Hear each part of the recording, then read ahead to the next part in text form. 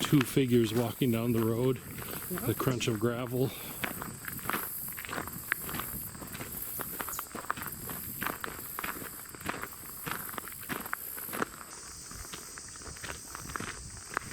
Oh yes, this brings back memories. I bet it's been 60 years since I walked this road.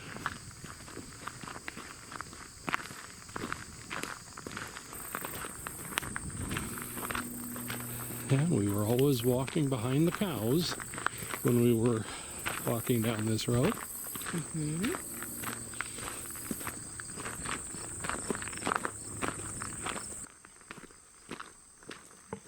Two figures. One is small and stumbling. The other is erect at 5 feet 8 inches and lean at 161 pounds. They stride slowly along an oak-shaded drive. The mid-morning calm is broken only by the sound of cows' hoofs, treading on the uneven gravel, like the sound of cracking eggshells. Above that is heard the lively conversation of the two figures. The tall figure, capped by a vintage Oshkosh hickory-striped farm cap, light-heartedly tells his eager young companion about the way it used to be. The two figures are my grandpa, Emil Schoeneke, and me, his eldest grandchild, herding the dairy cows along this familiar 3/4 mile stretch of road. We were headed from the milking barn on County Highway MM to the old homestead at the end of Venus Road. There the cows will be pastured during the day. In the late afternoon, we will reverse the journey. The many summer hours spent walking that road yielded countless stories from Grandpa. Stories remembered by that child who eagerly desired information about the life of this man whom he loved and idolized. Your grandfather never really got old. Just a happy guy. Yes, he was. He really did make the best of life. Mm-hmm. He really didn't feel the need to complain about anything. Two figures stride slowly along an oak-shaded drive. With those words, we introduce the forthcoming series of videos from the Lebanon Wisconsin History Network. The series begins with the stories related to that small boy over the course of 7 or more years. Stories and accounts of happy memories, family tragedies, community life, and the things seen by this special man, Emil Schoeneke, during his lifetime. These stories form the nucleus of the narrative entitled From Confusion to Conformity, The Molding of Lebanon, Wisconsin, 1843 to 1993.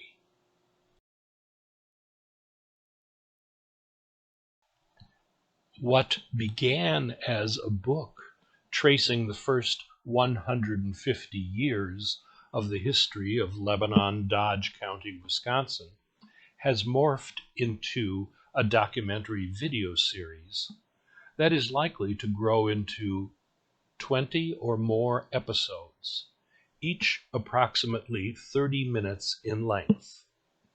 In October of 2021, this project timeline currently envisions this to be a 5-year mission at minimum.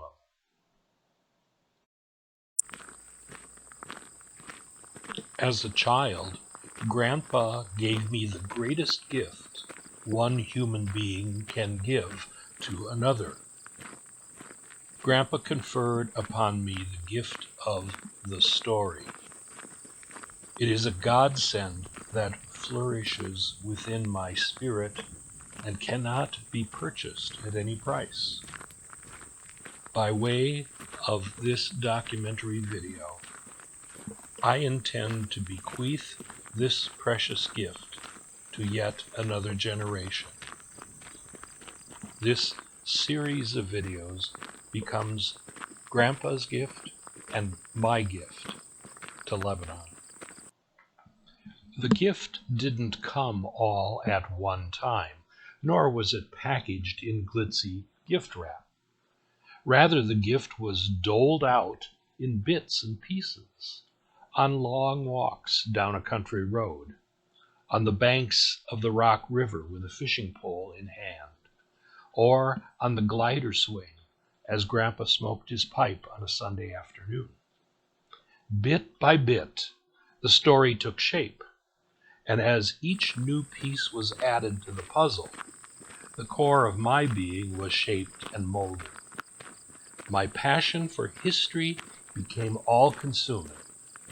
Thus it has remained for over 70 years. Yep, I think I can hear Grandpa's voice. What's he saying? He's talking about how things used to be when he was a boy, the favored grandson who always got 2 pieces of candy. The fact that he was going to be taking over his grandfather's farm someday. That made him the favorite. And all of his cousins were jealous. I mean, it was a foregone conclusion. Gottlieb took over Gottlieb's farm, and Emil would take over Gottlieb Jr.'s farm.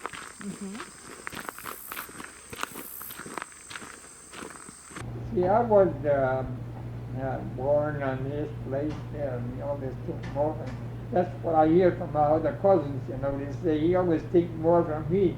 If I got, let's get 1 piece of candy, I got 2. That's what the Christians, he told me, that yes, they are older. From confusion to conformity, the Molding of Lebanon, Wisconsin, 1843 to 1993, promises to be an expansive and comprehensive narrative built around histories and anecdotes from dozens of families that settled and sustained the town of Lebanon.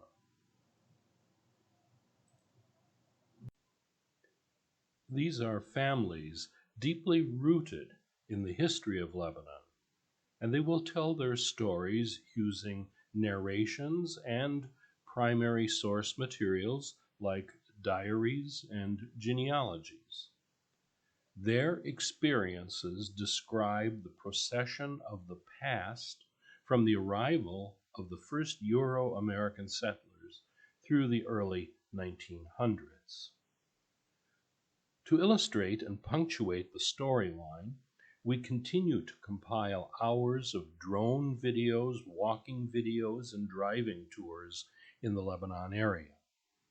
These will be interspersed with hundreds of historic photographs from our personal collection. We will include some oral quotations of Low German speakers from Lebanon. These quotations were recorded in the 1960s, and we will include subtitled translations. Those quotations will describe wedding customs, early farming practices, and the struggles experienced by these early settlers. Wel, wie hij nach deze country kwam, dan weer nog alles ziemlich wilderness. Und da wären noch Indians im Land und da hätte nicht sehr viel zum Ernten. Da müsste selber über die Jahre scheiden sich Hase und alles, was kriegen können.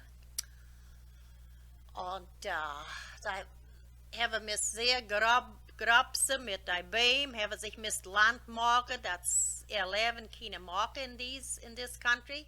In addition to diaries and family genealogies, we will delve into the township records, newspaper clippings, and oral histories, which will illuminate still photos and video footage.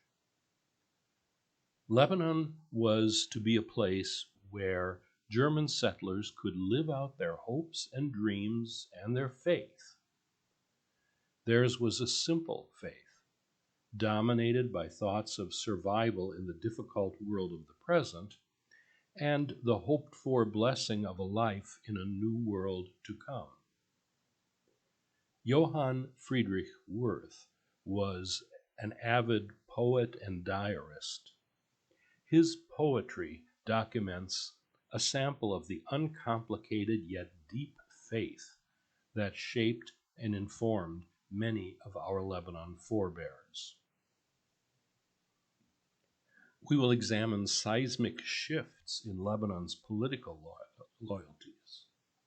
We will also include music from the Lebanon Band, the Grenadiers, the Will Esky Ensemble, and other local orchestras. They will be integrated into the videos. Historic road tours will be incorporated into all of our videos. Whether we are on the ground or in the air, we will look at the locations of Lebanon's 17 schools, 13 churches, 14 cheese factories, examples of extant Fachwerk, that is German half-timber, houses and barns. We will explore the village of Old and New Lebanon, placing historic buildings into the context of the current landscape. We will look at the marsh dwellers who settled Sugar Island. Lebanon was a commercial center with hotels, implement dealerships, stores, and shops, and a thriving business economy. We will recall all of those via a video road trip.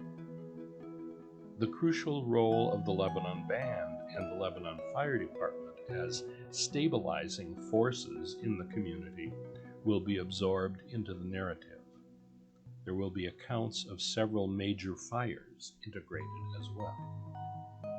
From subsistence farming to agribusiness in swampland, the series will document the transitional nature of farm life in Lebanon.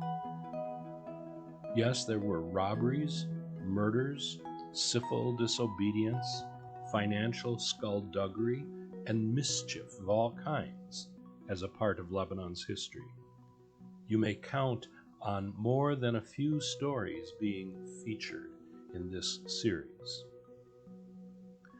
From the confusing religious motives that stirred the settlement of Lebanon, to the craving for conformity that ultimately coalesced in the late 20th century, the series will endeavor to be educational and entertaining as it charts the history of a rural Wisconsin township on the edge of the Kettle Moraine.